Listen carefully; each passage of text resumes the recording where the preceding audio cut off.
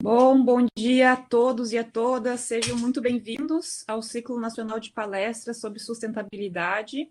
Esse é um pré-evento do 8º Simpósio sobre Sistemas Sustentáveis, que é um evento realizado por pesquisadores da Universidade Federal do Rio Grande do Sul. A palestra de hoje será Sistema Cantareira, Evolução da Outorga e da Gestão frente às Adversidades, com o professor Dr. Marco Antônio Giacomazzi.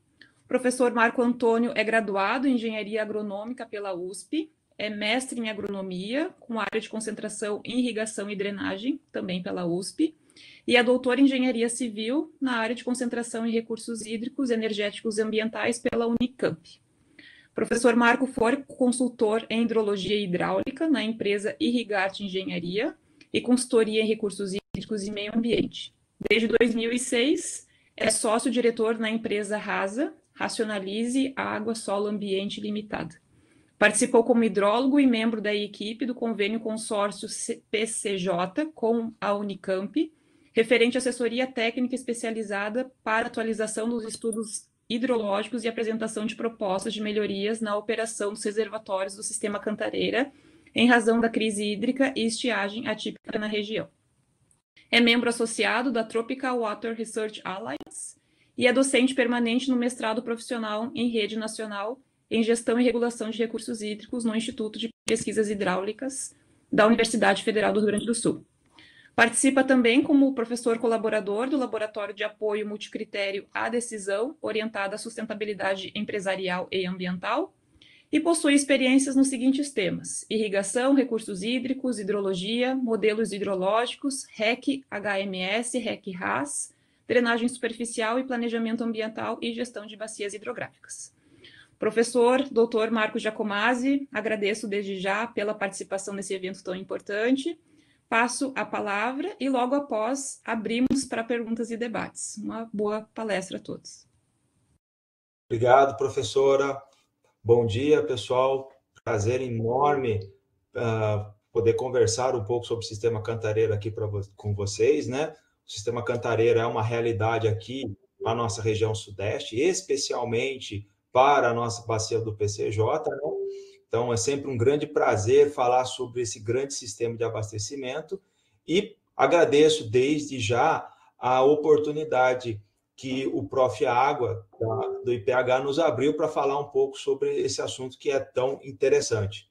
Então, vou começar a minha apresentação com o nosso material, né? Compartilhando e pergunto se vocês conseguem enxergar a minha apresentação já, professora. Consegue visualizar a nossa apresentação? Ótimo. Sim, conseguimos, né? Então, dando continuidade, né, com a apresentação da professora Maria Cristina, né? O Sistema Cantareira, o nosso trabalho, o nosso estudo do Sistema Cantareira, tudo que nós vamos conversar, advém, sobretudo, do período em que nós trabalhamos junto com o laboratório do professor Zufo, né, o Laboratório de Apoio Multicritério à Decisão, né, o LATSE, e esse laboratório foi contratado por um convênio entre a Unicamp e o consórcio, um período anterior à crise hídrica. Era 2013, começo de 2014, e o consórcio trouxe o professor Zufo, naquele momento, né, para dar uma consultoria ao consórcio para a primeira renovação, a segunda renovação da outorga. E justamente naquele momento aconteceu a crise hídrica e muda todo o cenário que estava se prevendo, né? Esse trabalho não é fruto só meu, foi encabeçado pelo professor Zufo, que era o coordenador das atividades, e contava com a participação, né, do Dr. Rafael e do Galbetti, Marcos Vinícius Galbetti, além de mim. Então, esse trabalho que nós vamos discutir e um pouco mais depois, né, ele é fruto de todo esse consórcio que nós trabalhamos de 2013 a 2016, que ele se findou inicialmente e ele correu durante toda a crise hídrica de 2014 e 2015, que nos pegou e nos surpreendeu e que mostrou o quão longe a nossa van hidrologia está, e muitas vezes das nossas previsões estão longe da realidade, né? O que um dado histórico altera a nossa previsibilidade. Então, E o que é mais interessante é que a outorga, a gestão de recursos hídricos, bem como a operação do próprio sistema equivalente, foram se aprimorando, modificando em função dessas novas condições, ou seja, o nosso conhecimento da bacia e da operação do reservatório foi aprimorando, isso foi sendo traduzido em novas regras operativas e novas complementações em cima dessa outorga. Então, nossa discussão hoje vai ser acerca desse histórico e desse conhecimento adquirido ao longo de todo esse tempo, né? Então, contextualizando, o sistema Cantareira, ele é um sistema complexo, um dos maiores da América Latina, pode-se dizer assim, de abastecimento público, né? Ele é formado por 6 reservatórios, sendo que os reservatórios de regularização, que são os 4 primeiros, que é o Jaguari, Jacareí, Cachoeirinha, Atibainha, estão presentes numa bacia, que é a bacia PCJ, está presente na bacia, e há uma transposição, uma transferência dessa vazão para a região mais populosa do país, que é o Alto Tietê, da onde você está abastecendo especificamente a região leste e adjacências. Então, esse reservatório, esse sistema, ele tem uma especificidade porque ele se trata do quê? De uma transferência massiva de vazão para abastecer uma outra região, em que você tem 2 regiões extremamente populosas, o Alto Tietê pela sua região leste, que é a prioridade, e também, a jusante dos reservatórios, nós temos o segundo polo mais urbano do nosso estado, que é a região de Campinas. Você tem uma região metropolitana de Campinas que também tem uma demanda hídrica grande. Nós estamos falando aqui de uma região de 3,7 milhões de pessoas.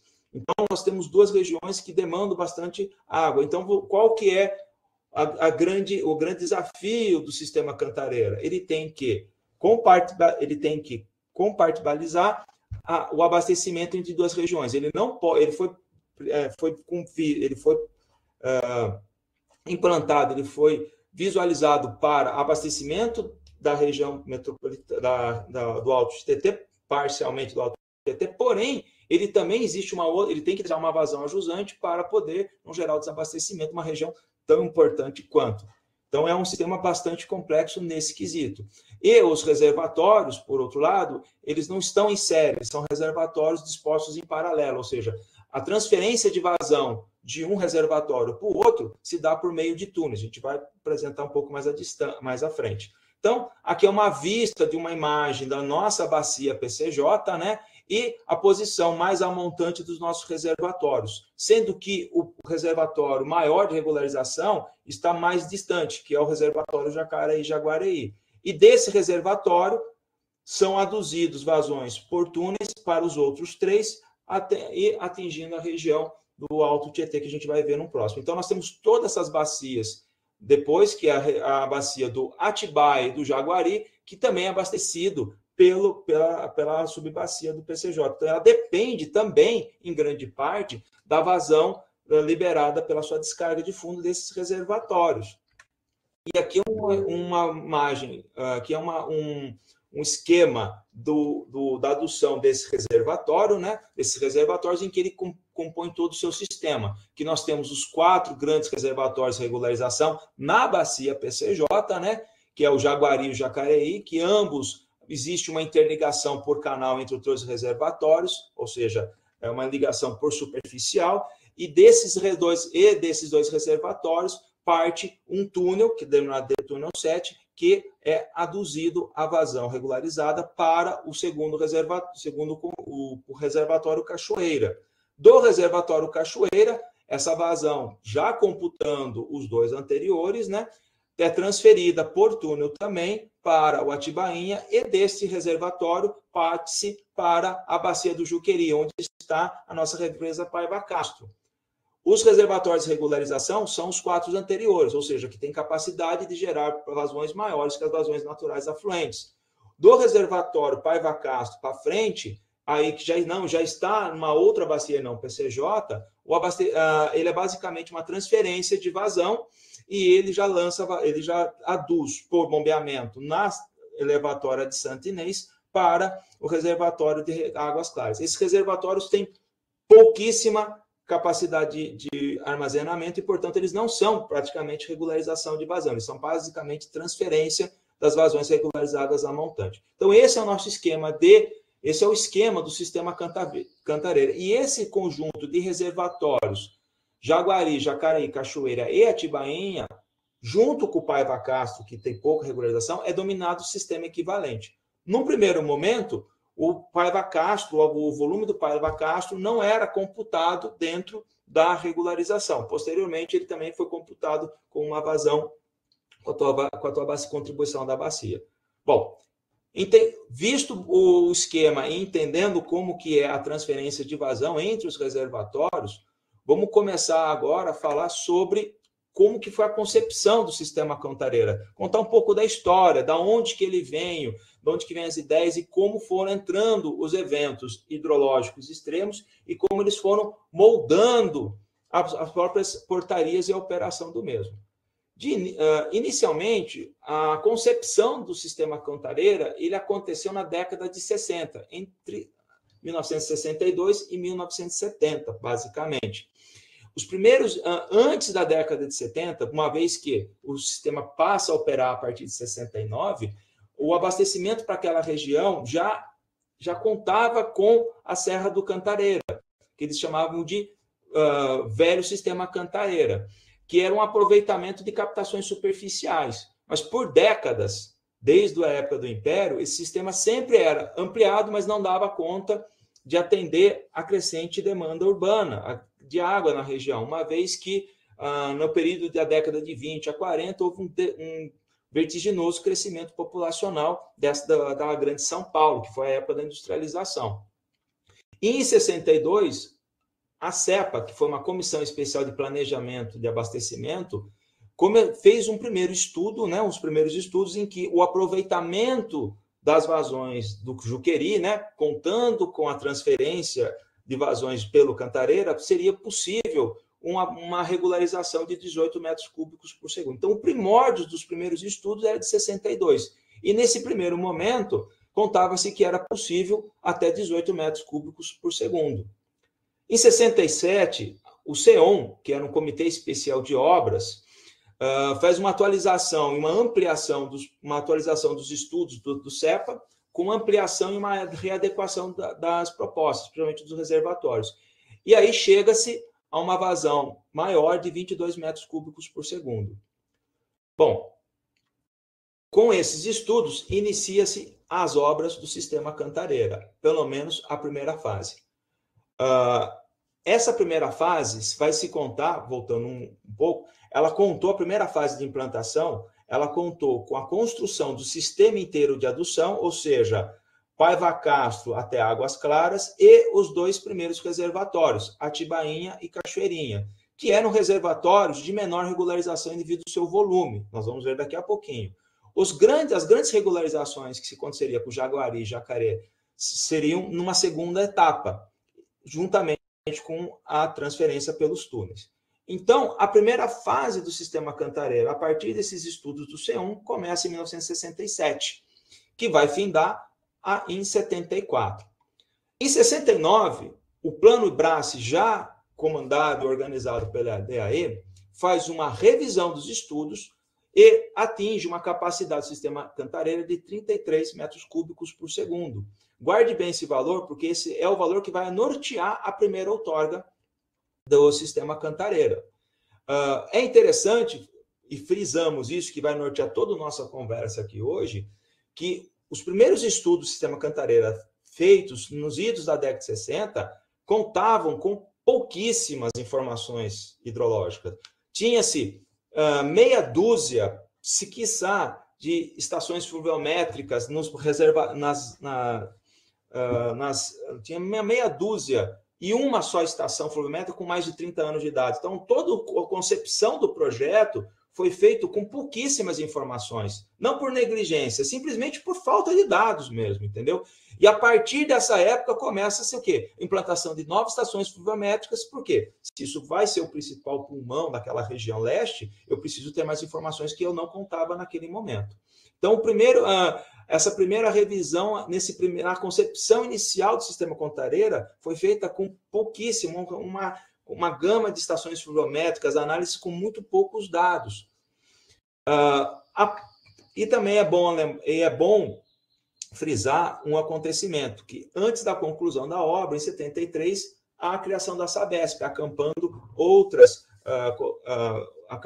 a Comasp e outras concessionárias para o abastecimento público da região metropolitana de São Paulo, a capital, né? E mais as regiões, as suas cidades vizinhas. A Sabesp também, além da responsabilidade para o abastecimento da Grande São Paulo, ele também fica a cargo de tocar as obras do Cantareira e os estudos. Então, nesse momento, a Sabesp passa a ser responsável pelo Cantareira. A obra concluída em 74, a primeira fase, e em 74 também acontece a primeira portaria da outorga, que naquele momento não existia a nossa estrutura hoje de gerenciamento de recursos hídricos. Naquele momento, era uma portaria nem ANA, nem DAE, era uma portaria do Ministério de Minas e Energias, 750-1975. E a vazão tida para captação era de até 33 metros cúbicos por segundo. Esses 33 advêm do estudo do IBRACE. Porém, naquele momento, você tinha ainda a capacidade de 11 metros cúbicos por segundo, porque você não contava com a regularização dos dois maiores reservatórios, que eram o Jaguari e Jacareí.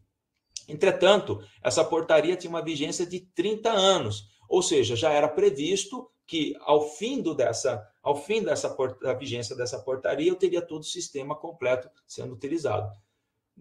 Essa portaria ela tinha uma característica, ela era muito simples, no sentido de questões de delimitações a respeito da operação, delimitações de regras. Por quê? Não se tinha todo o conhecimento, como nós conversamos anteriormente.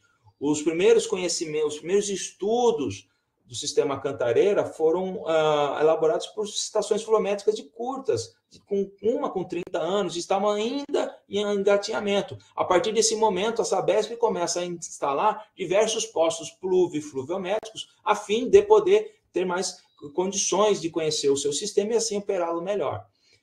Essa outorga foi por 30 anos e o prazo dela até 2004 da sua primeira renovação. Bom, inicia essa segunda fase de implantação do Cantareira em 77, que ela é concluída em 82, onde você atinge daí a plenitude dos 33, da regularização de 33 metros cúbicos por segundo. Nesta segunda fase, você tem a construção dos dois grandes reservatórios, Jaguari e Jacareí, e a transferência pelo túnel 7. Então, em 82, embora minha outorga prevista em 74 já me permitia, eu vou ter essa capacidade de abastecimento em 82. Os reservatórios eram previstos que o seu enchimento acontecesse entre 3 a 6 anos. Entretanto, agora colocando os eventos climáticos extremos, em 82, muitos de vocês ainda não eram vivos, eu sei, nós estamos ficando velhos, eu sei que nós estamos já contando histórias antigas, mas em 82, 83 houve um forte El Niño, que causou na nossa região um excedente hídrico enorme. E esse excedente hídrico possibilitou que esses reservatórios que se encheriam em até 6 anos, em 6 meses estivessem cheios. Ou seja, em 83, nós já estávamos operando com o reservatório à plenitude, que era previsto, foi antecipado uma operação próxima à sua plenitude. Isso falando da parte inicial do nosso sistema Cantareira, né? O começo da sua história. Bom, essa outorga de 33 metros cúbicos aconteceria até 2004. Entretanto, alguns interessantes eventos anteriores a este nortearam não só a gestão dele, a operação, como até o conhecimento. Primeiro, a questão institucional. Em 89, é instalado o consórcio intermunicipal PCJ, ou seja, a estrutura que nós temos descentralizada e participativa, né, feito pelas prefeituras para fins de abastecimento público. Né. 91, o Estado de São Paulo tem a sua política estadual de recursos hídricos, anterior à política nacional em 97, mas muito próxima ou seja, em termos de deliberações, de artigos, em termos de princípios e fundamentos, muito porque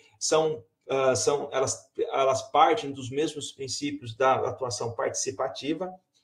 E em 95 há um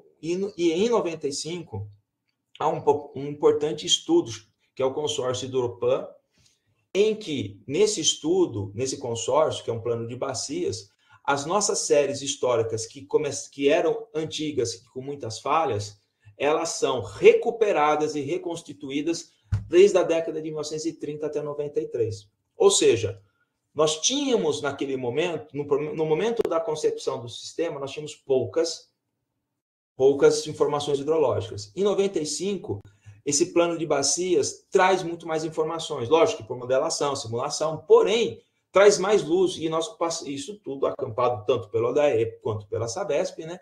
Mas passa-se a ter o quê? Mais informações a respeito do que antes era muitas falhas, ou que a gente tinha poucas informações.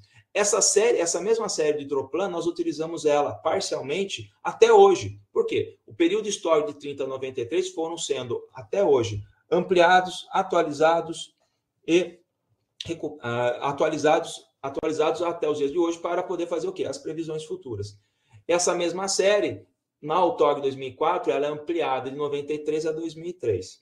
Bom, também em 2000 a criação da ANA e o nosso sistema moderno de gerenciamento de recursos hídricos. E em 2001 e 2003, aí começa novamente outro efeito climático que muda a concepção total, né, de como deveria ser a operação do sistema. Em 2001, há aquela estiagem severa, que eu chamo até de período registrado. Mas não acontecia outras estiagens tão críticas quanto? Sim, mas nossos registros, além de poucos e escassos, eles não eram, de certa forma, eles não eram tão perceptíveis. Por quê? Porque uma estiagem severa de 27, de 30, de 69, a nossa população urbana era muito menor, a nossa demanda hídrica era menor. Então, na nossa época moderna, vamos dizer assim, após a redemocratização, os primeiros eventos que a gente tem certeza que tiveram grande impacto, tanto de escassez quanto de enchentes, como vocês viram recente, eles são perceptíveis nesse momento. E aí esses eventos começam a moldar o que nós chamamos de operação moderna, sobretudo no Cantareira. E nesse momento, em 2000, o sistema equivalente, na época, a quase 2% do seu volume útil. E se descobre que, além de ele não ter a operação necessitar de ferramentas e situações de contorno que fossem mais robustas no quesito de você preservar o sistema equivalente, também descobriu-se que havia um volume morto que poderia ser um volume útil, um nível, você poderia baixar os níveis mínimos do reservatório e explorar um volume útil maior, que vai ser falado durante a renovação. Bom, a partir desse evento e das condições de gestão de recursos hídricos mais modernas e esse conhecimento mais atualizado, faz-se a primeira renovação da outorga, em que, pela portaria 1213, tá, 14, junto com as resoluções ANA-DAE conjunta já, não mais Ministério de Minas e Energias, 428 e 429. E a nossa retirada, ela é ampliada de 33, que era o estudo do IBRAS, para 36. Da onde vem isso? Bom, do aumento do volume útil, em que você tinha mais quase 200 hectômetros cúbicos a mais para aproveitamento, né? E também de novas regras operativas que nós vamos conversar daqui para frente. Bom, essa outorga, diferente da anterior, ela não seria mais por 30 anos, mas por 10. Em função do quê? De uma necessidade de uma sempre atualização. 30 anos é muito tempo para ocorrer eventos extremos que moldem ou necessitem de outras versões de recursos hídricos. E nesse período você poderia, em um período menor, você poderia atualizar a nossa operação. E foi o que aconteceu. Durante essa primeira renovação, aconteceu em 2004. E ela era prevista para ser renovada novamente em 2014. Foi nesse momento em que o professor Zufo foi contatado para contribuir nas proposições, ou seja, discutir junto com o consórcio, ao lado do consórcio, as proposições da própria Sabesp, naquele momento, a respeito dessa nova renovação. E acontece em 2014, 2015, a pior estiagem, ou pior evento extremo prolongado, em que percebemos que, embora as regras operativas foram a contento até 2013, nesse momento elas não se foram suficientemente robustas para controlar um evento mais extremo.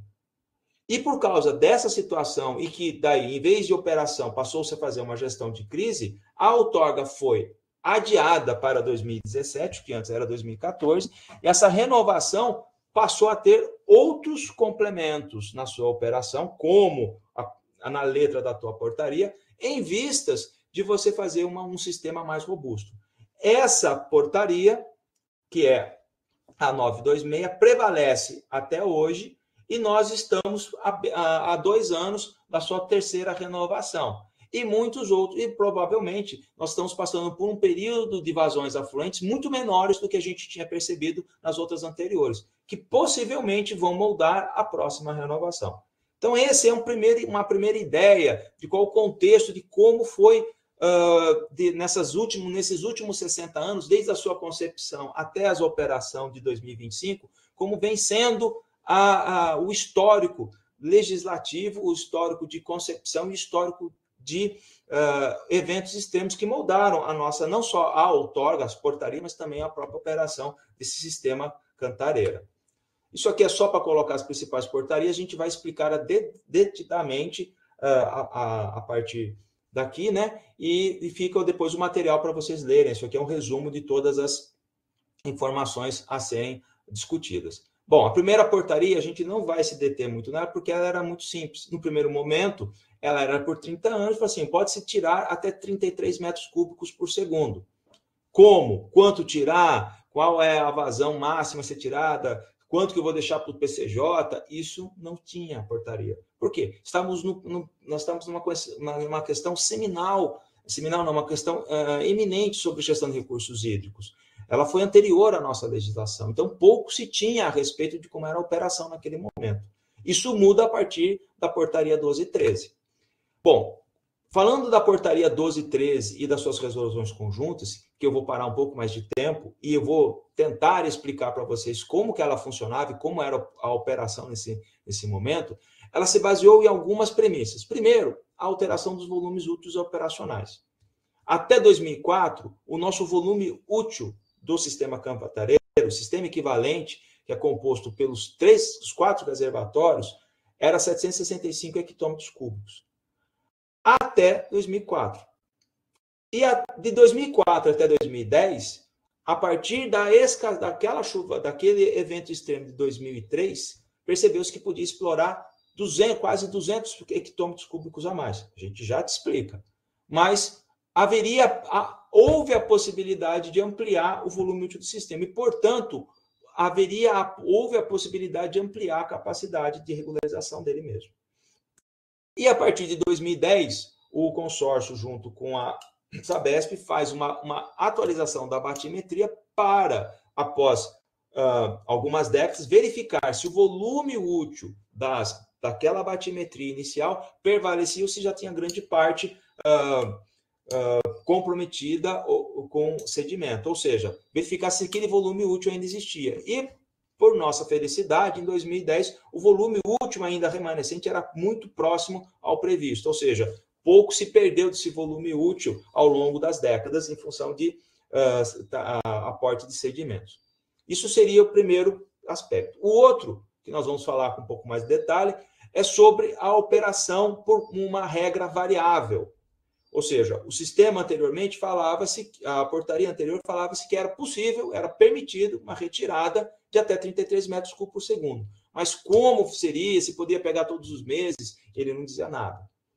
E a partir de 2003, fala assim, não, eu tenho que ter uma regra, eu tenho que ter uma condição limite em que eu tenho que atender as duas regiões, porém, eu não posso tirar de uma forma descuidada, em termos de não ter precaução, e gerar um depressionamento total do volume útil e não ter o que fazer no próximo ano, ou ter dificuldade de abastecer para os próximos eventos de estiagem. Então, não, eu preciso ter uma regra que eu tenha também a robustez de preservar o máximo possível o meu volume útil. Então, parte-se da CAR, que são as curvas de aversão a risco, em que o meu volume, a minha vazão de retirada é em função do estado do meu sistema equivalente, ou seja, do volume que está armazenado atualmente, e também do meu período do ano. Isso a gente vai explicar com um pouco mais de detalhe à frente. Além da vazão total de ser retirada do sistema, sendo definida pela CAR, havia como que eu partilhava isso. Lembre-se, que é uma das coisas mais bacanas do sistema do Cantareira. Eu não estou abastecendo uma região somente. Não estou só abastecendo região metropolitana de São Paulo. Eu também tenho, a bacia é do PCJ, do Piracicaba. E eu tenho também que deixar uma vazão mínima necessária para não comprometer o abastecimento de outra região economicamente importante para o Estado. Então, tinha que ter regras de partição dessas vazões. E também houve a ideia naquele momento de um mecanismo de compensação no banco de águas. Esse mecanismo, o objetivo dele era estimular o consumo d'água, ou melhor, o uso racional da água, por meio de uma compensação. Nós vamos explicar. Então, assim, veja, de uma regra de 33 metros cúbicos por segundo até de retirada, você passa a ter 4 definições, você começa a ter 3 condições de controle, ou seja, há uma ampliação, que isso é traduzido na letra da portaria, ou seja, você começa a ter uma operação mais complexa, mais robusta, e com isso você começa a vislumbrar não somente a retirada, mas também a funcionabilidade do sistema, né? A longevidade. Do volume útil, que a gente estava conversando inicialmente, né? Inicialmente, o nosso volume útil era de 765 hectômetros cúbicos.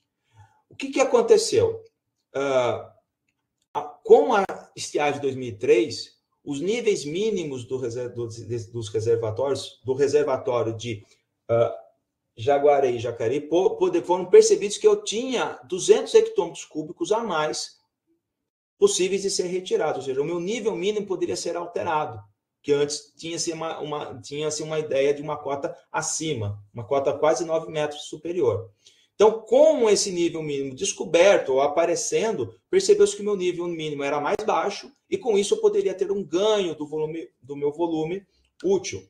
Naquele momento, o nosso sistema Cantareira era composto com 765 hectômetros cúbicos e 687 hectômetros cúbicos era o volume morto. Ou seja, quase 47% de todos os meus reservatórios era praticamente volume morto. Ou seja, eu usava o meu sistema, praticamente metade dele eu não tinha operação.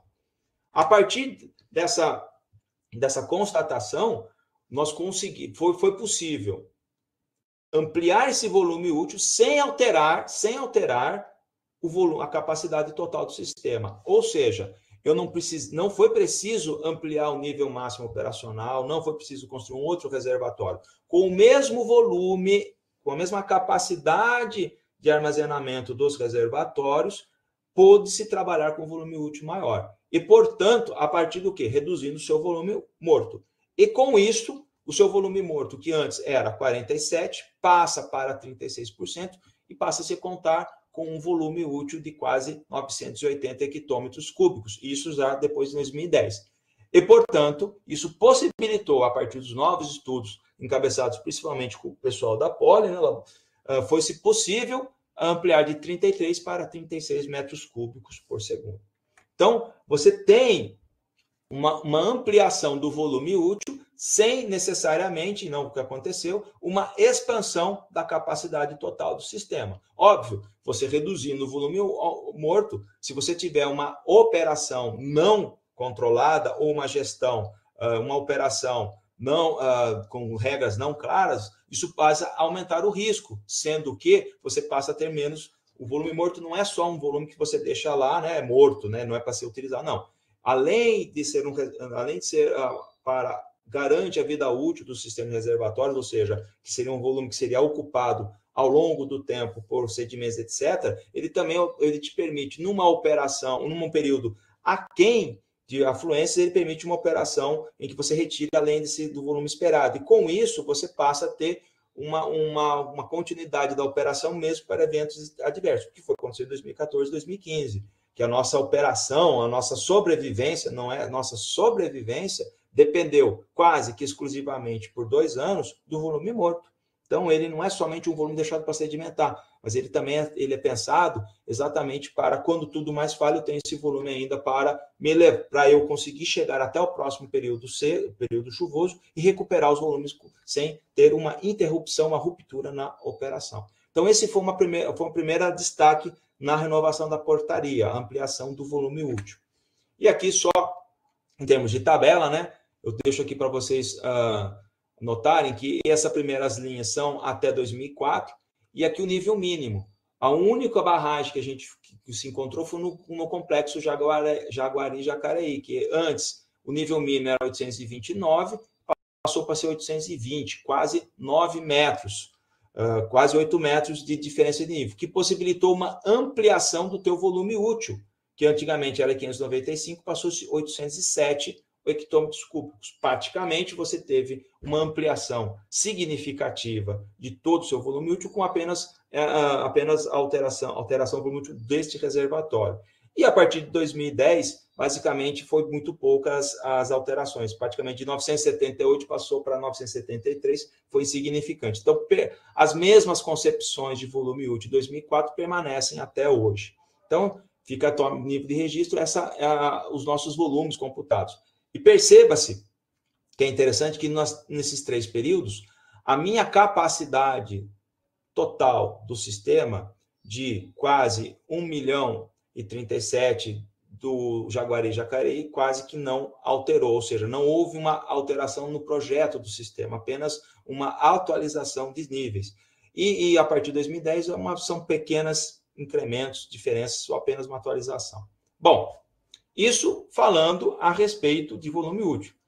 Agora, a operação em si, o quanto que eu posso retirar do sistema equivalente, ela foi feita naquele momento, na portaria, foi definida pela CAR, curvas de aversão a risco, que a gente vai agora explicar como que era o funcionamento dela. Essas curvas, elas descreviam a possibilidade de vazão de retirada total desse sistema a partir do seu estado. E o estado era o quê? Era o quantos por cento que eu tinha de volume útil em relação ao volume total de 973 hectômetros cúbicos. Ou seja, a partir do volume, naquele momento, era mês a mês, era descrito quanto que eu poderia retirar de vazão desse sistema com vistas a um cenário, que nós chamamos de um cenário hidrológico extremo, que era o biênio 53-54, sendo que eu não chegaria no desabastecimento futuro, ou seja, a máxima vazão que poderia ser retirada do sistema, sem que eu não causasse um depressionamento pleno dele. Então, essa era a curva de aversão a risco. Como que ela foi formada? Bom, a curva de aversão a risco, ela faz uma previsão futura de um cenário hidrológico, ou seja, considera-se que num biênio de 53, 54, que foi considerado o nosso cenário hidrológico mais crítico, que seria os 2 anos com as menores vazões afluentes, seriam repetidos todos os anos. Então, você a partir daquele volume, remetendo ao que aconteceu de afluências nesse biênio mais seco, quanto que eu poderia retirar que eu não chegaria a 5% do meu volume final. Fica mais claro com exemplos que a gente vai dizer daqui a pouquinho. Mas a ideia dessa curva de aversão a risco, feito para o BN 53-54, é que caso acontecesse durante essa operação afluências tão baixas quanto desse registro de 53-54, dito como cenário hidrológico, não gerasse um depressionamento do sistema. Então, era uma medida em que ela era um controle para que que a super retirada de vazões, a super exploração do reservatório gerasse um depressionamento pleno. Então, era uma medida robusta que você pudesse preservar o sistema equivalente em si. Como que ele foi montado? Como nós falamos, na série histórica, naquele momento, na época da primeira renovação, os 2 anos mais secos da nossa série histórica eram 53 e 54. Esses 2 anos, eles eram tidos como o quê? Eles seriam representativos das nossas secas históricas. E, portanto, as nossas condições de menores afluências seriam, todo o sistema seria operado pensando em que esse sistema poderia refletir essa condição anterior e poderia gerar um depressionamento tão severo. Esse foi o cenário hidrológico para a proposição da CAR. O segundo ponto era que o reservatório, no final de dezembro de 54, no final de dezembro de 54, hipoteticamente poderia ter até 5% do seu volume útil, ou seja, 48,7 hectômetros cúbicos. Por que esse? Porque até, pensando-se que você não atingiria o volume morto, ou seja, as retiradas que aconteceriam, que seriam norteadas, elas deveriam, no final daquele biênio mais seco, no final dele, em dezembro de 54, o meu reservatório chegaria no mínimo de 55%, ou seja, evitaria-se que as retiradas depressionassem plenamente o meu volume útil, ou seja, eu não entraria no volume morto, para aquelas condições. Bom, vamos falar como foi construída essa CAR.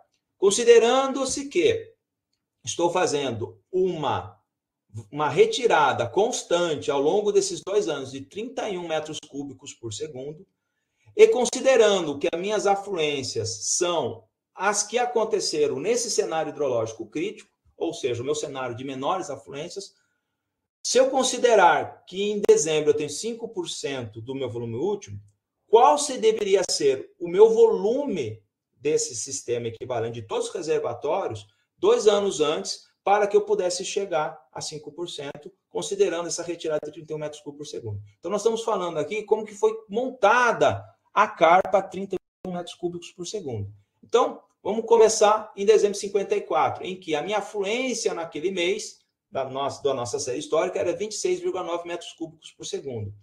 E, considerando que eu teria só 5% naquele dezembro, no final daquele dezembro, ou seja, 48,7 hectômetros cúbicos, em novembro, qual o volume que eu deveria ter para considerar que eu vou retirar 31 metros cúbicos por segundo ao longo de todo o dezembro? Então, seria 48,7 mais o saldo, 31 metros cúbicos por segundo, que é a minha retirada para abastecer todo o sistema, tanto PCJ quanto ao alto GT, menos a minha afluência daquele mês, 26,9. Isso me totalizaria no final, no começo de dezembro, ou melhor, no início de novembro, 7% do sistema. Então, eu teria nesse início de dezembro, ou final de novembro, 107 hectômetros cúbicos, ou deveria ter. Bom, e se minha afluência em novembro fosse 12,5, ou seja, menor do que aconteceu em dezembro? Então, fazendo a conta inversa, eu chegaria aqui. No final de outubro, eu deveria ter 139 hectômetros cúbicos. E vou fazendo essa conta de trás para frente, prevendo quais os níveis, o estado do reservatório necessário para manter, ao longo desse período mais crítico, os 31 metros cúbicos por segundo. Se fizermos isso, todo esse período, eu chegaria aqui, partindo de 5%, em dezembro, final de dezembro de 2054, eu conseguiria atender os 31 metros cúbicos por segundo se em janeiro de 53 ou janeiro de 53 eu tivesse 43% do meu sistema. Isso considerando 31 metros cúbicos por segundo. Então, nós estamos dizendo aqui como foi elaborada a CAR para uma vazão de retirada. Então, aquela curva, mês a mês, seria essa curva vermelha, né? Que ela foi montada com os estados do sistema equivalente necessários para termos o atendimento de 31 metros cúbicos por segundo permanentemente ao longo desse período mais seco. Isso para uma vazão. E agora, e para as outras vazões, são as outras curvas? Então, agora imagine se você fizer, além da de 31, eu faço para 32, 33 e faço de 27 a 36. Então, eu gero uma família de curvas, de estados de reservatórios necessários para atingir os 5% ao final de meu dezembro. Então, essa é a concepção da CAR. Beleza. Então, eu tenho curvas de estado de reservatório para diferentes vazões de captação ao longo desses 2 anos. Tá, ok. mas como eu uso essa curva, como que ela vai gerenciar, como ela foi utilizada para gerenciar o meu sistema equivalente, assim como eu determinar as minhas vazões de retirada mês a mês. Então, primeira coisa, o período mais seco, que foi 53, que foi 54, ou seja, o segundo ano do ciclo do cenário hidrológico, foi desconsiderado. Todas as ações são sempre remetidas para o primeiro ano, ou seja, previamente. Eu não vou tomar uma ação nesse período, eu vou tomar uma ação pensando que eu vou estar sempre no início do período hidrológico. Estou sempre fazendo uma ação precavida, para evitar que chegue num estado crítico. Então, eu vou sempre sempre monitorar as vazões durante a primeira renovação, considerando esses 12 primeiros meses, como se fosse o ano de 53. Então, cada ano foi considerado uma replicação daquele cenário hidrológico de 53. E vamos supor, por exemplo, que em um determinado abril de um determinado ano, o meu sistema equivalente estivesse com 50% do total armazenado. O meu volume útil era 50%. Pela minha regra, qual a vazão máxima que eu poderia retirar do sistema para não causar um depressionamento no final de até 50%? Ou seja, se eu fosse fazer uma retirada nesse abril, pensando 2 anos para frente, qual o máximo que eu posso tirar para não depressionar meu reservatório aquém de 5%? 33 metros cúbicos por segundo. Ou seja, nesse mês, em abril, eu poderia retirar 33% em função do meu estado do sistema. Ou seja, o meu volume útil me proporcionaria, nesse mês, eu tirar até 33%. Beleza. Vamos supor que continuam as afluências, né? E eu continuo retirando 33 e estou em junho agora, ou seja, de abril passou para junho. E o meu reservatório, com as afluências que aconteceram, que eu não sei, aí já é o tempo que vai acontecendo, né? O meu reservatório, ele não vai abaixar em junho para entre 45%, ele abaixou mais baixo, ele estava 35%. Opa! Implica que as minhas afluências foram menores do que a prevista anteriormente. E o meu reservatório, naquele momento, teria depressionado mais severamente. Então, eu não posso continuar com os 33. Pelo contrário, se eu continuasse com 33, eu teria uma vazão, eu teria um reservatório menor no final do meu cenário hidrológico. Eu teria que fazer um reajuste. Então, esse reajuste era feito mês a mês. Nesse momento, o máximo que eu poderia tirar era 30.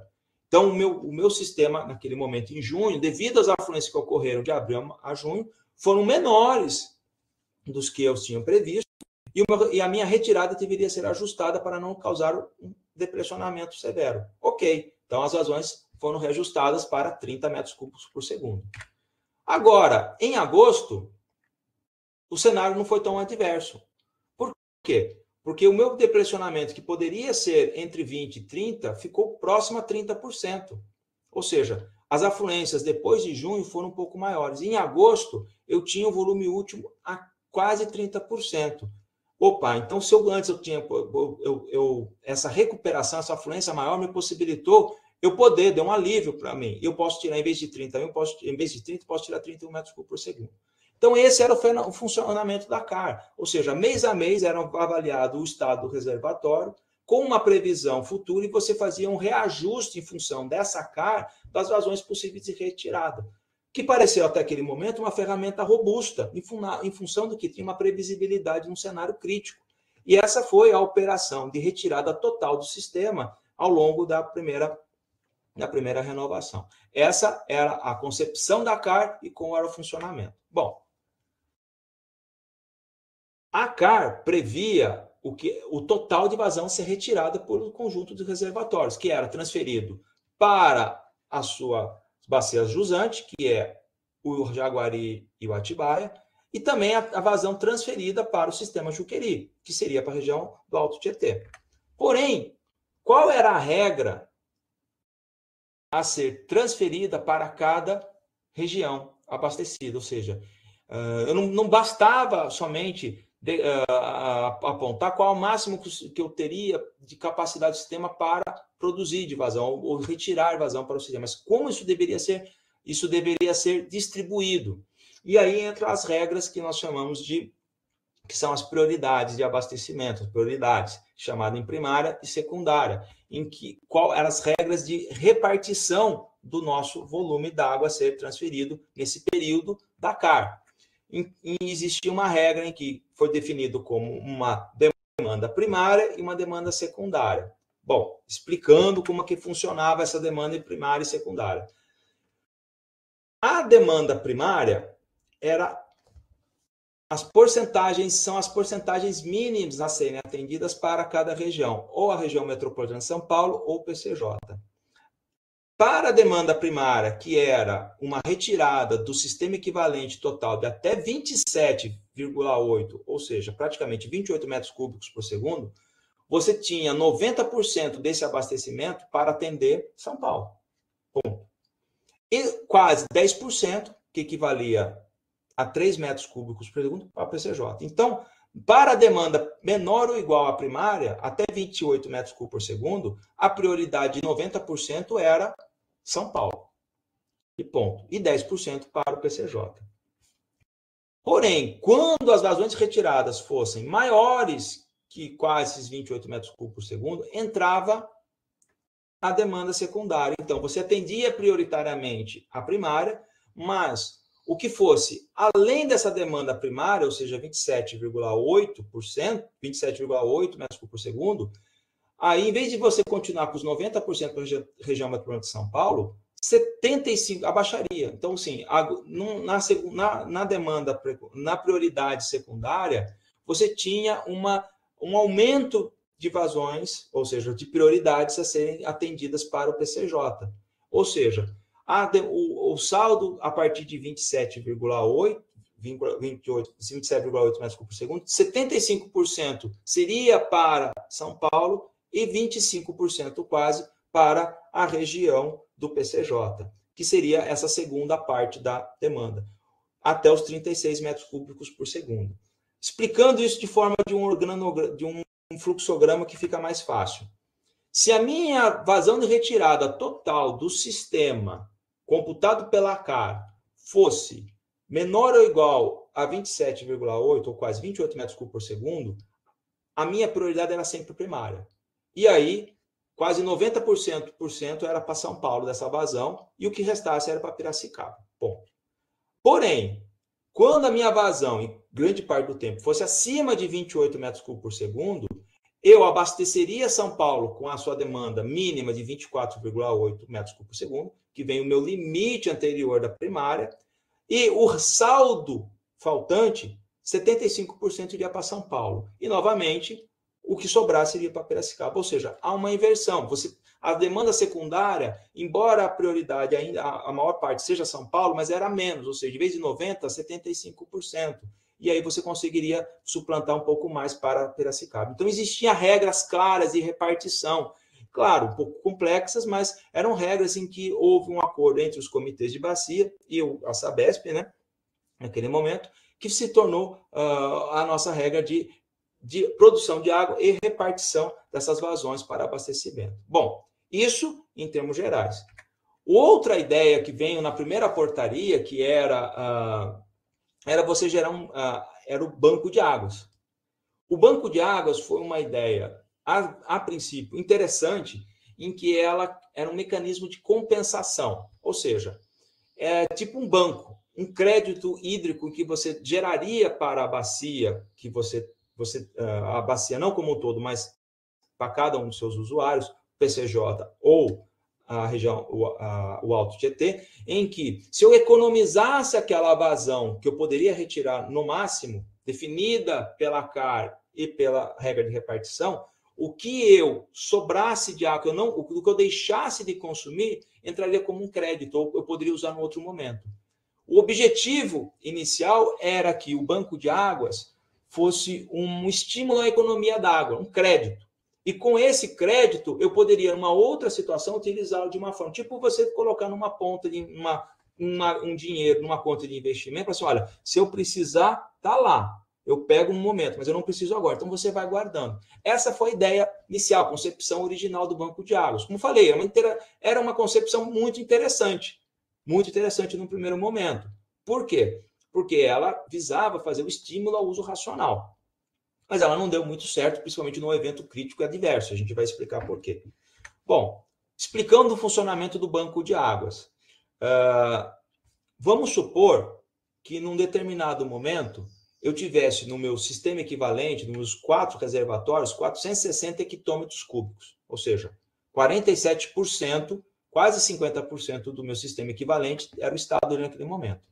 Só que na minha vida regressa, né, nas minhas condições precedentes, eu já tinha economizado 235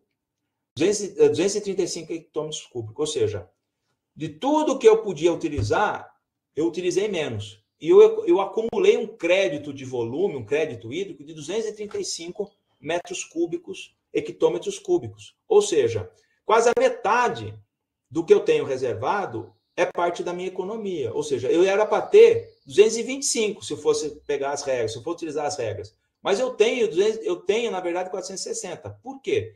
Porque desses 460, 235 hectômetros cúbicos deu-se exclusivamente porque eu economizei.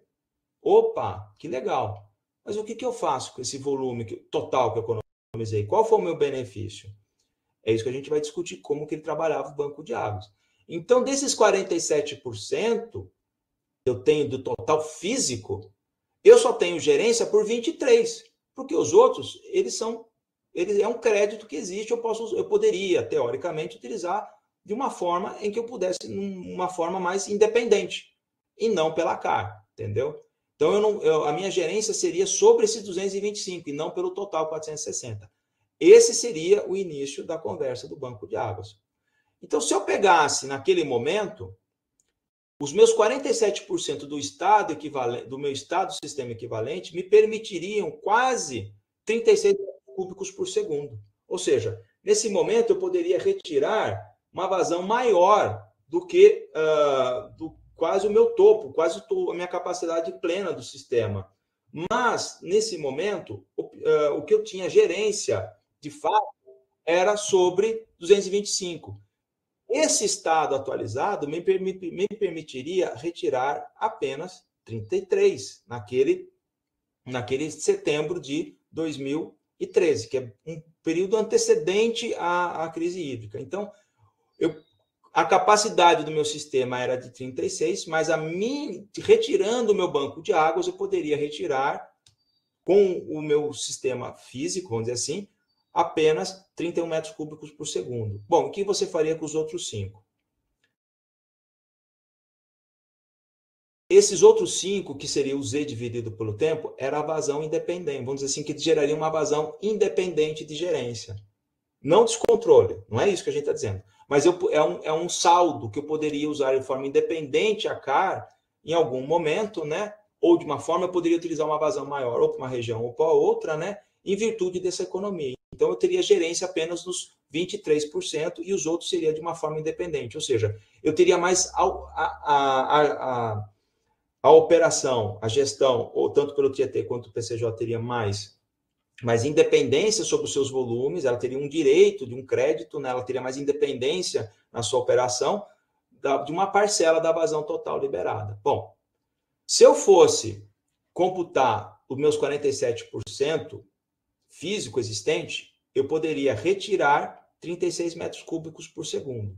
Porém, eu tinha naquele momento 235 hectômetros cúbicos, ou seja, 235 hectômetros cúbicos, eles eram exclusivamente o acúmulo devido à minha economia d'água. Era um crédito hídrico.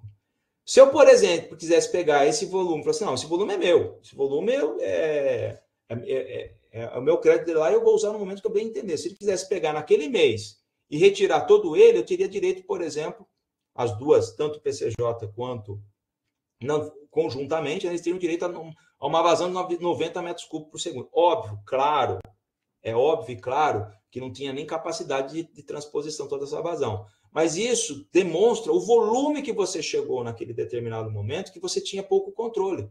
Porque, querendo ou não, esses 235 hectômetros cúbicos, eles eram geridos de forma independente da CAR. Ou seja, as bacias podiam retirá-las. Pois bem, se naquele momento, em setembro de 2013, pré-crise hídrica, eu poderia retirar, no máximo, 36 metros cúbicos por segundo, eu estava tirando 38. Ou seja, estava além do que era permitido pela CAR para uma condição crítica 53, 54. Naquele momento, a gente não tinha ideia, 2013 e 14, ou seja, a gente não tinha ideia que havia um período mais crítico do que na nossa regra operativa. Ou seja, nós estávamos retirando uma vazão maior e o nosso sistema não tinha capacidade. Óbvio, claro que isso era uma regra bem definida e funcionou até aquele momento.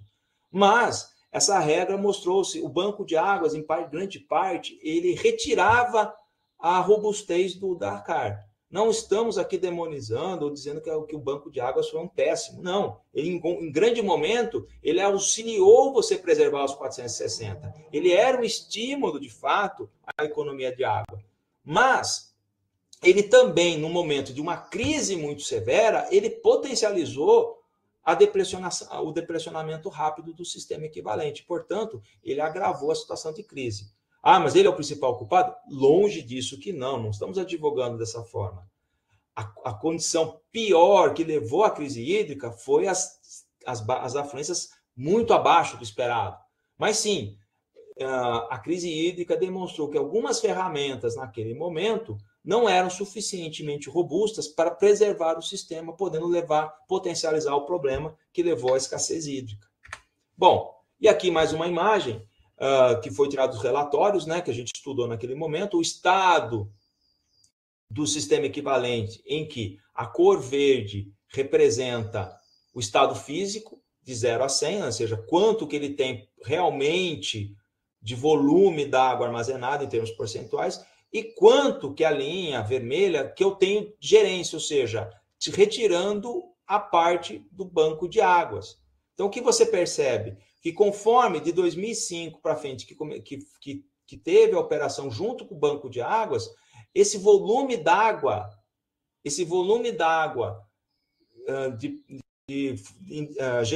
operado de forma independente apenas aumentava, chegando que antes da crise hídrica, quase a metade do que tinha físico era de operação independente. Então, o que demonstra isso? Demonstra que o banco de águas, de certa forma, ele reduzia a funcionalidade da CAR. Lógico, não houve problemas, pelo contrário, não se houve problemas de gestão nesse momento, mas, assim, você tirava muito da funcionalidade da CAR. Então, assim, na verdade, o banco de águas apresentou ser uma ferramenta que ele tirava bastante da independência, por dar muita independência ao consumo, ele retirava a operação da CAR e, portanto, você trazia um pouco de ingerência ao sistema. Não que fosse mal gerido, dizendo ingerência que você não estava gerindo pelas regras operativas, entendeu? Isso se mostrou um problema aí. Nesse momento, em 2009, há uma grande cheia, e daí zera tanto o estado equivalente quanto o estado, tirando o banco de águas, ele elimina, mas ele volta a crescer. Então, qual a tendência do banco de águas? A você deixar cada vez mais uma parcela menos gerida pela curva de aversão a risco. Então, aparentemente, é uma operação, esse banco de águas não funcionou muito bem, tanto que ele foi eliminado na outra renovação. E aí, voltando a falar, tudo funcionava muito bem, tudo estava estando ok, né? Eu me lembro até de uma reunião que a gente conversava bastante com o professor Teixeira, da FEAGRE, e até o pessoal do próprio consórcio, eles falavam assim, olha, e o Zu falou assim, olha, e se houver uma chuva, um evento extremo mais severo, como a gente está vendo agora, né? E o argumento assim, não, o Cantareira ele é um sistema que é operado com baixa eficiência, porque se você perceber, em grande parte ele está quase cheio. Teve poucas, eles foram vertidos poucas vezes, mas ele opera com baixa eficiência, podia se retirar. E naquele momento houve até a discussão de uma possibilidade, foi uma das minutas, de ampliar essa vazão máxima de retirada para 40 metros cúbicos por segundo.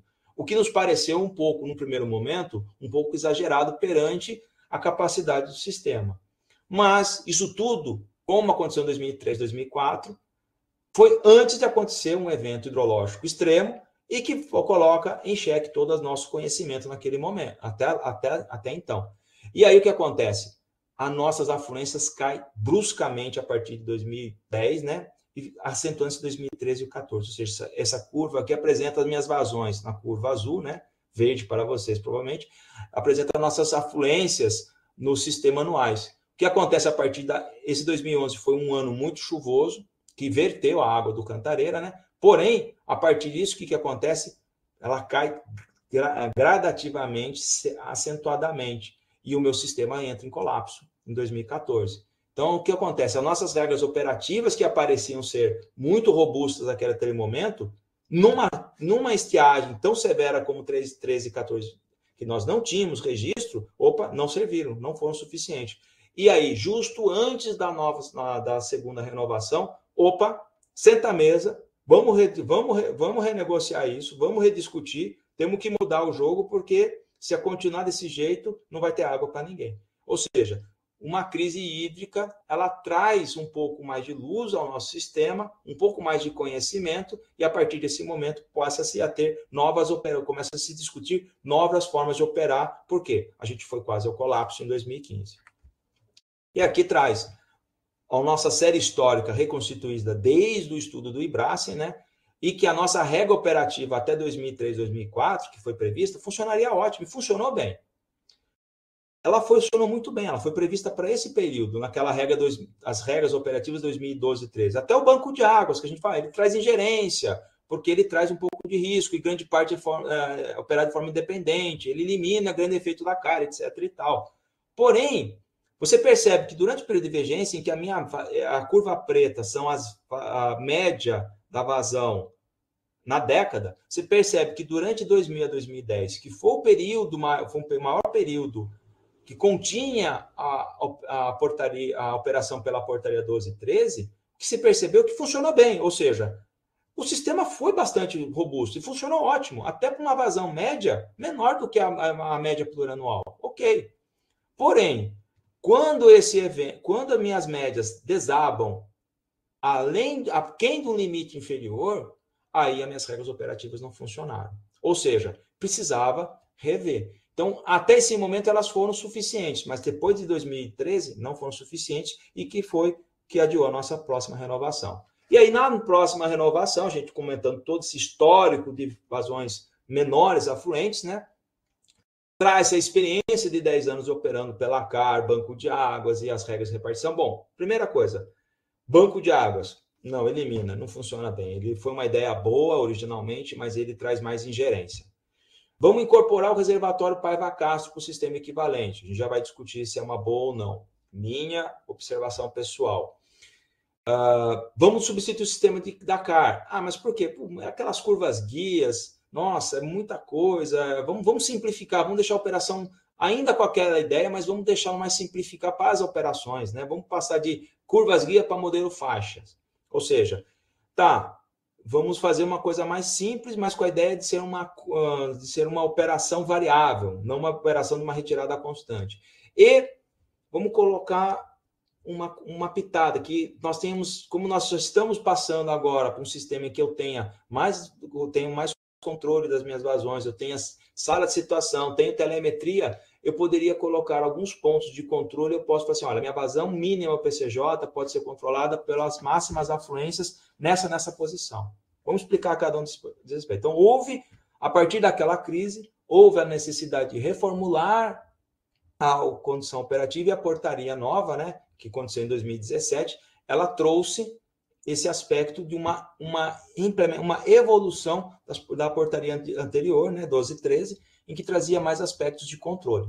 Bom, falando de incorporar o Paiva-Castro, que é aquele reservatório que a gente conversou no início, que ele é basicamente uma transferência, tornar a regularização do sistema equivalente, se perceber pelos seus volumes úteis, é praticamente, o volume útil do sistema equivalente é praticamente o Jaguaraí, Jacareí, parcialmente o Jacareí e Atibainha. E o Paiva-Castro, ele tem só 7,61 hectômetros cúbicos, ou seja, em termos de volume útil, é muito pouco. Ele dá um incremento muito pequeno.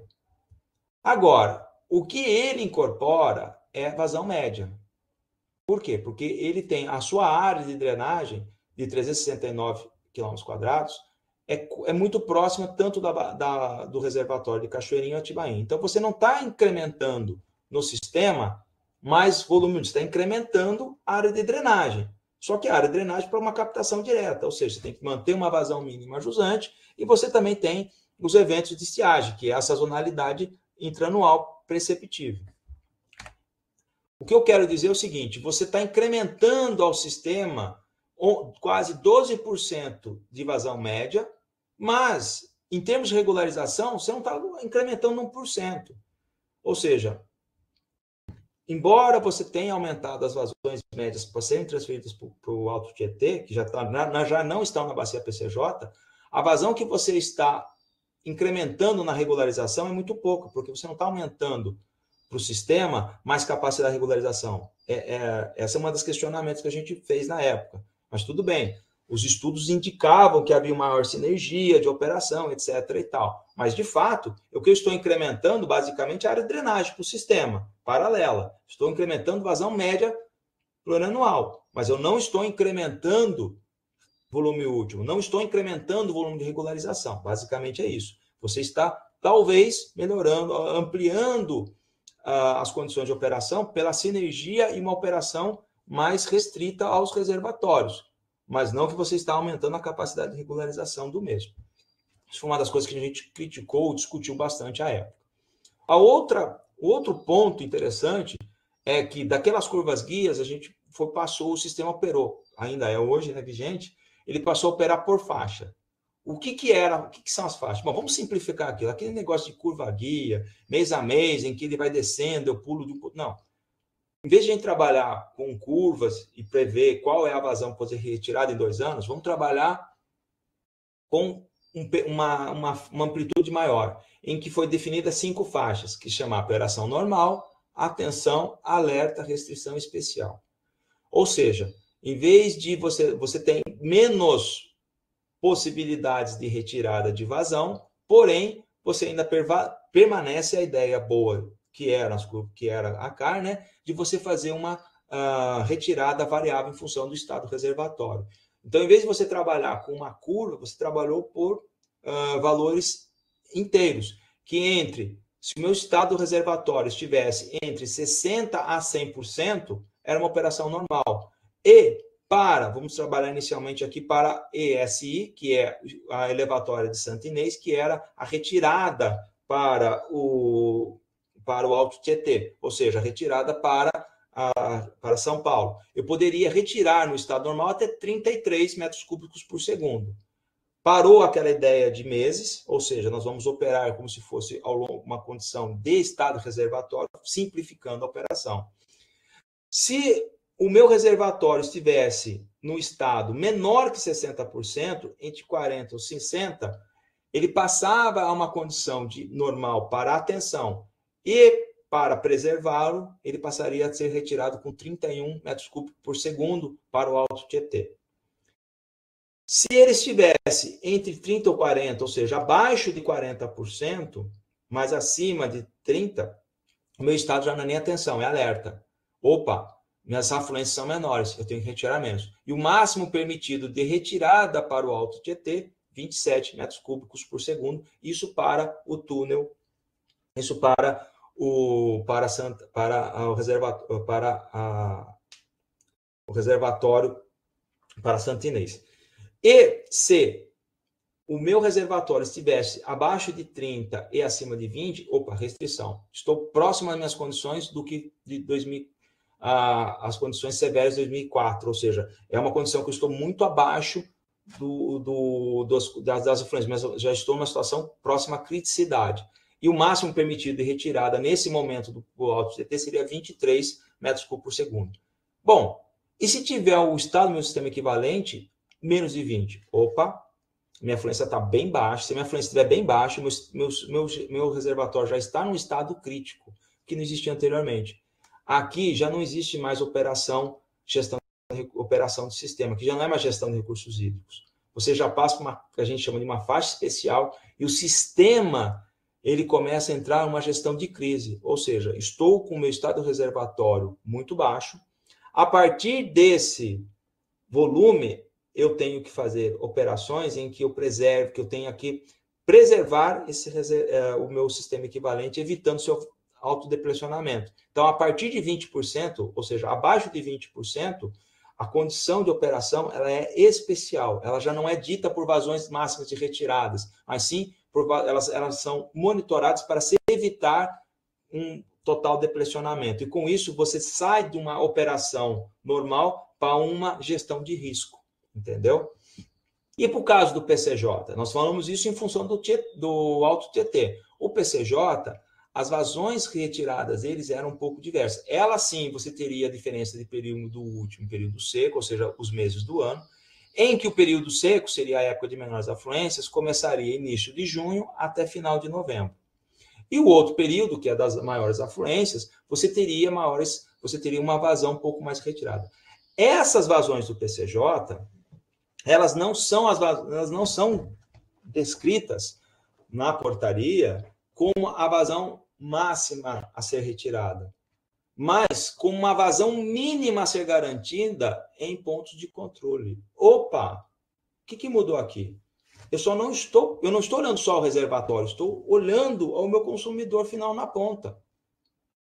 Ou seja, os volumes, as vazões que eu posso retirar ao máximo no meu sistema equivalente são transferidas para Juqueri e de Juqueri para o Alto Tietê. Isso é controlado pelo volume reservatório. Agora, as vazões que eu tenho que abastecer a região do PCJ, Campinas, Valinhos e a bacia do Atibaia, Jaguari, etc., elas são em função das vazões que estavam afluentes nessas 3 pontos de controle. Na estação 3D007, captação de Campinas, 3E063 e a 3D009. Ou seja, a vazão a ser liberada nesses reservatórios pela sua descarga de fundo, ou seja, a jusante, além de atender um mínimo da vazão remanescente pela descarga de fundo, teriam ainda que computar as vazões mínimas necessárias para atender esses pontos de consumo, ou seja, essas vazões mínimas, que são as metas de vazão, as vazões metas de serem atingidas. Então, o que deveria ser liberado, o que eu vou liberar na Cachoeirinha Tibeinha, deveria atender entre, pelo menos, nesse ponto de controle, que é a estação 3E063, entre 3 a 2 metros cúbicos por segundo, depende da época do ano, e na captação de Campinas, 3D0, no ponto de controle, que é a estação fluviométrica 3D007, deveria ter pelo menos entre 10 a 12 metros cúbicos por segundo. Isso é uma faixa? Não, não é uma faixa. Isso, na verdade, é o seguinte, se for durante o período úmido, no ponto 3D007, nesse ponto de controle, eu tenho que ter pelo menos 12 metros cúbicos por segundo, de acordo com a faixa. Se minha faixa for abaixo, entre a faixa de alerta e de restrição, eu poderia abastecer com 11 metros cúbicos por segundo naquele ponto, e se fosse já na faixa especial, o mínimo de 10. Ou seja, o mínimo para atender a captação de Campinas é 10 metros cúbicos por segundo. E as vazões liberadas nesses reservatórios, considerando a retirada pelo sistema equivalente, tem que atingir uma meta de pelo menos 10 metros cúbicos por segundo nesse ponto de controle. Então, você veja, lógico que o sistema foi se tornando mais complexo. Mas por quê? Porque você, além de conhecer melhor a tua demanda, além de você conhecer melhor a tua capacidade de produção de água, você também passa a ter um sistema de informações mais robusto, em que você consegue, em tempo real, sala de situação, e pelo seu SSD, você começa a ter informações de como que está a chegada de vazão no meu ponto de retirada. E com isso, você começa a operar o sistema mais em termos online. Você consegue operar o sistema em tempo real. Bom, e na época do período seco, você teria, aí não em função do volume, você teria que manter sempre entre 10 metros cúbicos por segundo nesse ponto mais ajusante e 2 metros cúbicos nas regiões mais próximas à saída dos reservatórios de Jaguari, Jacareí e Cachoeirinha Atibainha.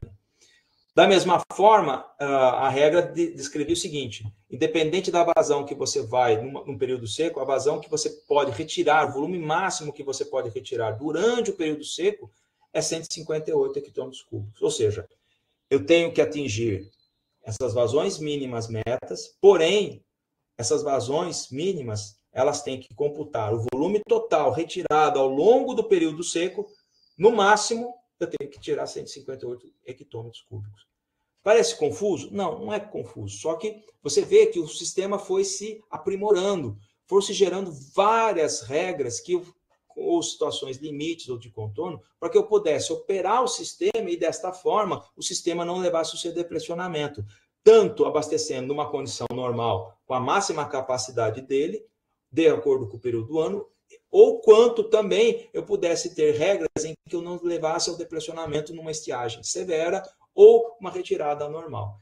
E na minha opinião, né, a grande incremento no sistema de faixas foi a faixa especial, a operação de risco, a faixa especial ou operação especial que a gente fala. O que significa isso? Nós não tínhamos até 2013 e 2014 ciência de que poderia, a gente imaginava que o cenário hidrológico 53 e 54 seria a condição mais severa, que operaria daquela forma tranquilamente. Porém, com a condição de 2013, há ocorrências mais severas, muito mais severas. Então nós vamos migrar o sistema agora para um novo cenário? O cenário agora vai ser, em vez de 53 e 54, vamos para 2013, 2014? Não, eu vou levar uma baixa eficiência de operação. Então, em vez de melhorar, ampliar o sistema, ampliar a operação, torná-la mais robusta, torná-la mais otimizada, eu vou torná-la menos eficiente, eu vou utilizar por explorar menos o reservatório, entendeu?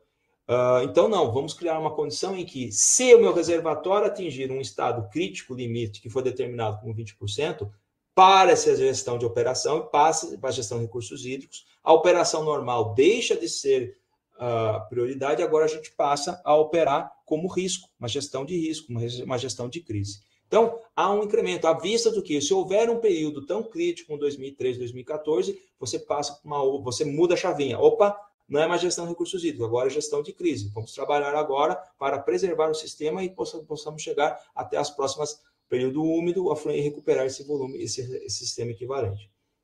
E funcionou bem? Sim, funcionou.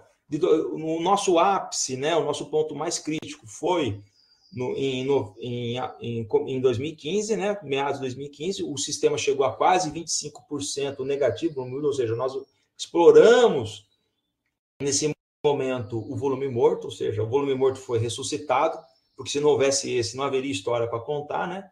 Passou-se depois, durante a gestão de crise, em 2017, recuperou-se grande parte do sistema, mas a operação não tornou-se normal. Ou seja, a gestão de crise foi eficiente, sim. A operação foi bastante eficiente e conseguiu recuperar o sistema, não na sua plenitude, mas, entretanto, não levou ao colapso. E isso foi traduzido, a partir de 2017, nessas novas regras operativas, em que se colocou aquela pequena dúvida. Pode haver um período mais crítico que a gente já passou? Sim, pode. Então muda-se tudo e a gente passa a ser uma condição especial. E aí, por exemplo, há uma recuperação? Sim. Foi tão bem sucedida que depois do seu ápice, que chegou a quase menos 25%, você chega em quase 60% em quase 3 anos depois, voltando a uma sua operação próxima à normalidade. Óbvio que nós não chegamos mais à plenitude do reservatório do sistema, mas isso muito mais em virtude das baixas afluências de toda essa década do que uma operação com regras pouco robustas. Agora, nós estamos próximos a uma próxima renovação. A pergunta que se fica, como vai ser a próxima rodada, né? Em 2003, 2004, nós tivemos um cenário de crise, que foi a grande estiagem de 2001, que foi o apagão, que norteou toda a nossa operação, que durou até 2013. Mas já daquele período, se vocês olharem, a curva azul é as nossas vazões anuais afluentes. Em 2003, 2004, você observa que o período mais crítico era 53, 54, porque a gente não tinha noção dessas vazões, dessa condição hidrológica. E a partir de 2000, gradativamente, as minhas vazões afluentes vêm diminuindo. Ou seja, nossas regras vão ter que preservar o sistema, nossas regras vão ter que ser novamente otimizadas. Vai ter que ser alterado, vai ter que ter alguma alteração? Com certeza. Não só para atender à demanda futura, não só para garantir um crescimento do crescimento dessa demanda, mas também preservar o sistema e que ele não volte ao colapso, entendeu? Então, vai haver, provavelmente, novas regras, uma atualização dessas regras. Agora, o que a gente pode também concluir é que os nossos cenários vêm gradativamente piorando de afluências. Pode ser uma mudança climática? Pode. Pode ser uma variação que o professor Zulfo coloca decadal, em que nós estamos parando um período longo, um longo período de grande estiagem, que nós vamos passar décadas com baixas afluências e depois recuperar? Também. Agora, com certeza, o que a história nos traz é que não vai haver uma regra operativa simples para um sistema complexo. Precisa ter situações de controle, e essas situações de controle vão norteando a operação do sistema e as suas portarias de outorga. Então, num cenário em que as minhas vazões vão, em algum momento, ficar abaixo da média, e nesse momento estão abaixo do nosso limite inferior, esse limite inferior é o quê? É uma distribuição normal menos o desvio padrão, em que só alguns momentos muito críticos você vai observar valores abaixo dele. Mas você percebe que os últimos 20 anos, pelo menos, quase 20 anos daqui a pouco, a nossa média histórica, a nossa média é bem aquém da nossa média histórica, está abaixo desse limite. Então, a nossa operação, em grande parte, está operando numa condição de muito baixas afluentes. E a grande preocupação é, isso aqui vai retornar? Talvez sim. O professor Zulfo, por exemplo, tem a ideia da variação decadal, em que em algum momento essas vazões podem estar recuperando, e nós estamos passando um longo período seco, e aí volta uma situação mais próxima à normalidade. Porém, nesse momento, nós estamos com as nossas médias num período de muito baixas afluências. E nesse momento, essas regras que foram previstas para todos esses quase 70 anos não valem para os últimos 20. Qual que é o problema de você fazer uma regra operativa em que pegue todo o período e você joga tudo numa série histórica, e não em períodos secos e períodos mais úmidos, vamos dizer assim? Que isso disfarça um pouco a tua média. A tua média não, a tua estatística. Você tem 70 anos de frequências, uma condição normal, e 25 anos com uma condição abaixo da normal. Isso, na hora que você vai colocar em termos de porcentagem, em termos de frequência de abastecimento, de atendimento, ele fica sempre alto, mas se você olhar nos últimos 25 anos, você percebe, não, minha frequência de atendimento é bem mais baixa do que eu estou prevendo. Então, nessa próxima renovação, seria interessante que se colocasse uma vista especialmente para esse período. Não como se fosse somente um retrato desse período longo, mas não que ele vai ser permanente, mas que ele é uma realidade e ele é uma estiagem, não como 2014 e 2015, mas sim, é uma estiagem que tem sendo permanente desde a época, um período desde do início de 2000. Se você joga uma estatística de ponto de ruptura, que eu usei por Petit, você vê que a nossa série histórica de vazões afluentes do Cantareira, em 2000 ela muda, ou seja, a partir de 2000 a nossa série histórica é outra, que é o ponto mais baixo do nosso teste estatístico. A partir de 2000 a nossa série histórica é como se fosse outra, mais baixa. Ou seja, nós temos duas séries históricas, até 2000 e depois de 2000. Então, qual que é a mensagem? Seria interessante que se desse muita atenção nessa próxima renovação a esse período que nós estamos vivendo hoje. Ele vai ser eterno? Possivelmente não. Em algum momento pode ser que a gente recupere essa situação. Pode ser. Não estamos dizendo que isso vai acontecer. Mas, com vistas a hoje, é interessante que a gente dê uma preferência ao período atual. Outra coisa, renovações por 30 anos faz sentido? Não.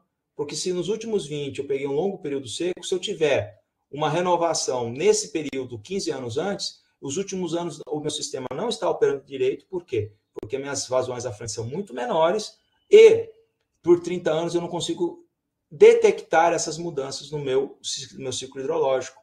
Portanto, renovações a cada 10 anos se tornam mais interessantes. Não muito curtos, porque vai dar um desgaste muito grande toda vez que é uma renovação. Há sempre as tratativas não são demoradas, é sempre uma negociação. Porém, 10 anos ele consegue abarcar todas as grandes, vamos dizer assim, em 10 anos você consegue abarcar todas as grandes e importantes alterações no ciclo geológico. Bom, e por fim, e acho que vocês estão bastante cansados, é uma última uma imagem de um reservatório e uma biblioteca formando o talude, né, o aterro, que a operação do Cantareira, como tem que ser qualquer grande sistema complexo como esse, ele é o fruto do crescimento, da curva de aprendizagem, né? Só um adendo, essa figura eu roubei do professor Teixeira, que eu achei, na hora que deve ser da internet, mas eu achei fantástico, e eu acho que ela reflete muito não só a operação do sistema Cantareira, mas também toda a evolução das suas outorgas, da operação. Você parte na década de 60 com poucas informações e você chega hoje, com 2025, próximo de uma terceira renovação, com um conhecimento acumulado, com uma gestão mais robusta. Você vê períodos críticos que aconteceram, mas eles moldaram o nosso conhecimento e o nosso incremento nas ferramentas de operação do sistema. Bom, é isso, pessoal. Eu agradeço vocês inicialmente pela paciência, por ter me acompanhado a palestra. Agradeço o Prof. Iago pela oportunidade de poder discutir um pouquinho do sistema equivalente do Cantareira, que é extremamente interessante, e também ao grupo que a gente pertence, que trabalhou ao longo desse consórcio entre a Unicamp e entre o consórcio PCJ e a Unicamp. Seria isso, pessoal. Estou aberto às suas as perguntas e agradeço. Professor Marco Antônio, agradeço muito a sua palestra, excelente palestra. Então, abrimos agora o espaço para 2 perguntas rápidas em função da hora. Então, peço que o pessoal, for fazer os seus questionamentos, sejam bastante breves. Alguém tem algum questionamento para o professor Marco?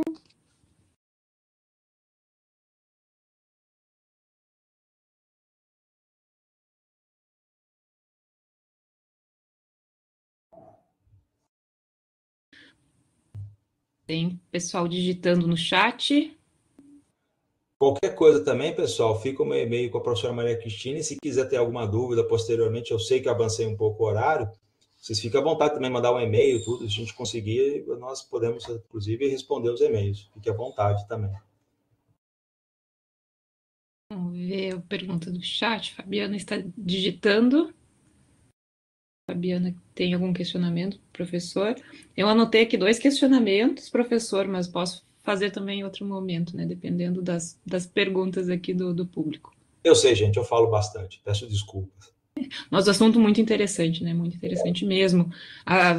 Avaliar toda essa evolução, né, do conhecimento realmente é muito interessante. O que foi desenvolvido, né, por vocês.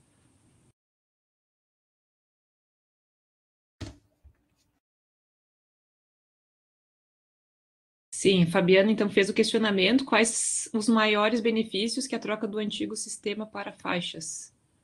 Olha, o maior benefício é o incremento da faixa especial, na minha opinião, porque você a cara, ela por ser contínua pelas curvas guias, ela tinha mais, você passa de um modelo contínuo para um modelo discreto, variáveis discretas.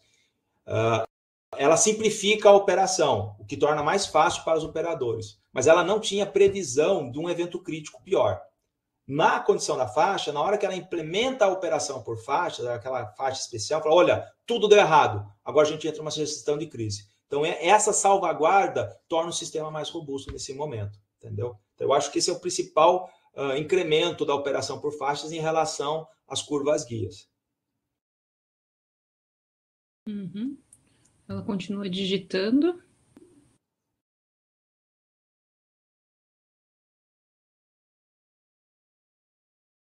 Outra coisa também, substituir a curva guia de um cenário hidrológico 53 por 54, não, vamos supor que o 53 54 ele não foi robusto, vou trocá-lo agora para o cenário 2014 e 15, que foi o crítico. Nós fizemos essa simulação. Quando fizemos essa simulação, passando para colocar a condição mais crítica revista naquele momento. Além de, praticamente você não tinha vazão, quer dizer, a vazão efetiva de abastecimento, a tua exploração tornasse muito baixa eficiência. Você permanentemente teria o sistema próximo à sua totalidade. Então, assim, atualizar a curva guia não pareceu ser a coisa mais... Não pareceu ser